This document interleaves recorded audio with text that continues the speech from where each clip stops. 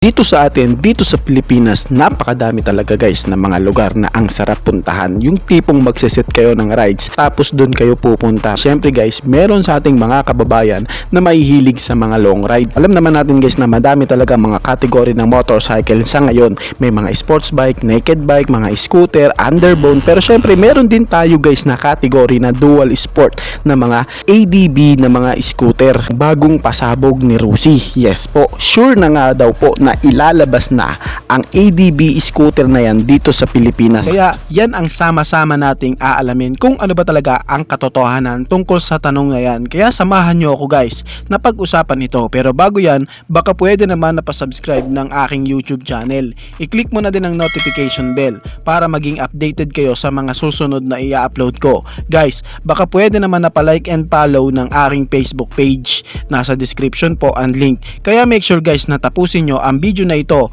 para malaman nyo ang information about sa motorcycle na ito.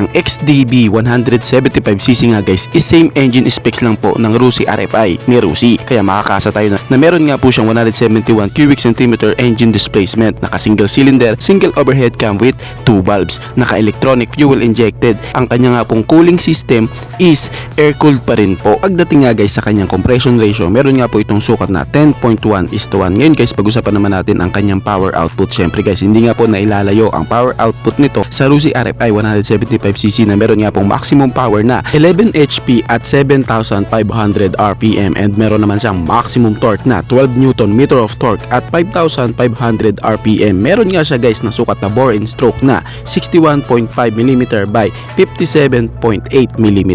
Pagdating nga guys sa kanyang fuel tank capacity, meron nga po itong 10 liters. Naka LED na nga po ang lahat ng kanyang ilaw, at meron na nga po siya guys na built-in na mini driving light sa bandang baba. And syempre guys, ang isa sa nagustuhan ko talaga sa ADB scooter na ito, yung kanya nga pong fully TFT display na panel gauge na talaga namang pinapakita nga ni Rusi dito guys na sasabay na din talaga sila sa ibang brand. Keyless system na din guys ang XDB 175cc, and meron na siya built-in na 12 volt socket na USB charging port. And syempre pagdating nga guys sa kanyang windshield, ito nga guys is adjustable windshield. Isa din guys sa sulit na specs ng scooter na ito o ng XDB 175cc is yung kanya nga pong braking system, kasi po sa front and rear guys same na nga po ito na naka disc brake, and meron siyang features guys na combi brake. Ibig sabihin guys, kahit nga po pisilin mo ang preno niya sa likod, meron nga pong 30% nakakagat sa unahang bahagi ng preno nito para makatulong din po sa karagdagang malakas na stopping power. Dual sports nga po ang XDB 175cc ni Rusi na meron nga pong sukat ng mga gulong sa unahan na 110/70/13,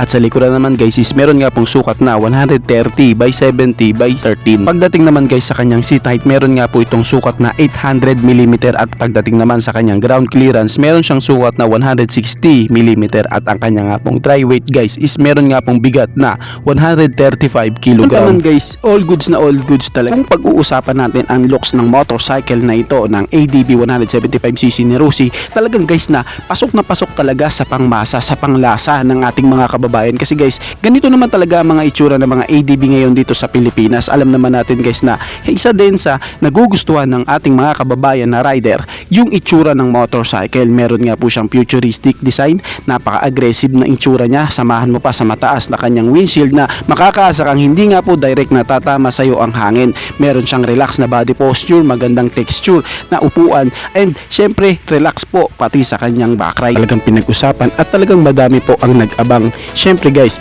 kahit naman sino, nung una ko rin pong nakita ang ADB scooter na ito, talaga namang humanga at napormahan din talaga ako sa kanya. nga makikita mo nga sa kanya na hindi na din talaga siya basta-basta makikipagsabayan na rin siya sa iba niya pag mga katunggaling ATV scooter, and makikitaan mo rin siya ng physical appearance na napakaganda, futuristic, and syempre dual sport na makakaasa kang unique and okay na okay talaga ipang long ride at adventure ride. Samahan mo pa sa kanyang comfortable na body posture dahil nga sa ATV scooter ito makakaasa ka na relax po at hindi ka pagod dito, kaya pwedeng pwede talaga siya sa mga adventure ride. Kung titignan mo nga guys ang physical appearance ng motorcycle na ito, ng ATV na ito, talagang makikitaan mo po siya na okay na din talaga. Sabi ko nga kanina, makikipagsabayan na rin sa ibang brand. And syempre guys, ang ATV is alam naman natin na dual sport yan. Pwede talaga siya sa mga lubak na daanan dahil doon talaga nakadesenyo ang kanyang mga suspension. Makikitaan guys sa kanyang suspension na naka inverted port na nga po ang kanyang suspension, and dual shock absorber naman ang suspension niya sa likuran na makakaasa kang maganda talaga ang play ng kanyang suspension. Alam naman natin guys na medyo pricey talaga ang mga ATV scooter kahit nga nasa mga small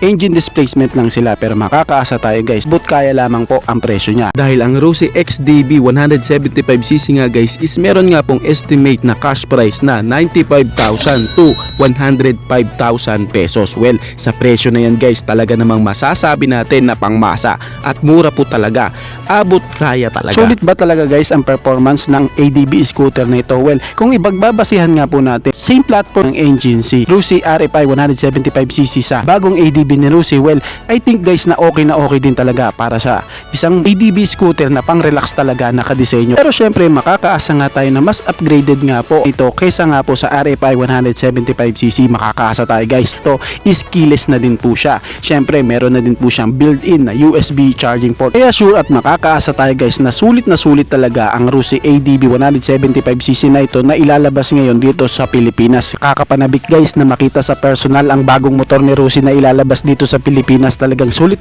din talaga. Alam naman natin guys na kapag ATV scooter talagang sulit yan, dual sports yan. Talagang makakaasa tayo guys, and pagdating guys sa kanyang braking system, makakaasa tayo na meron siyang combi brakes. Talaga guys nakaabang-abang at hindi din biro ang ATV scooter na ito. Talagang ipagmamalaki guys ng Rossi ang ATV scooter na ito, at kapag lumabas na yan dito sa Pilipinas guys, check na madami talaga ang tatangkilik dito. Ngayon ang tanong, makakaasa ba talaga tayo na sure na ilalabas na yan dito sa Pilipinas? Well, ang ATV scooter na to guys is hindi po matatapos ang 2023. Ilalabas na daw po yan ni Rossi dito sa atin para nga po maging available na sa Philippine market. Hindi po matatapos ang 2023 is ilalabas na yan. Kung hindi nga daw po is baka mapaaga pa ang paglabas niyan dito sa Pilipinas. Ngayon kung medyo may delay, baka daw po panimula ng 2024. Pero guys, isa sa good news dito is ilalabas at sure na ilalabas na yan dito sa Pilipinas ngayong 2023. Check na madami talaga ang tatangkilik dito sa Rossi ATV 175cc. Kayo guys,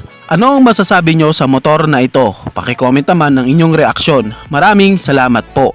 Bago matapos ang video na to guys, baka pwede naman na pahingin ng isang like mula sa inyo bilang pagsuporta sa ating munting video. Maraming salamat po. So pwede mo na ding i-share para din malaman ng iba nating mga ka-rider. Sa tingin ko guys is dito ko na lamang po tatapusin ang ating vlog. I hope na nag-enjoy kayo sa aking hinandang video para sa inyo. Pinasisigla ko din kayo guys na i-subscribe ang aking YouTube channel. I-click mo na din ang notification bell para maging updated kayo sa mga susunod na video na gagawin ko. So dito ko na lamang po tatapusin. Maraming salamat. Ichiboy. Thank you!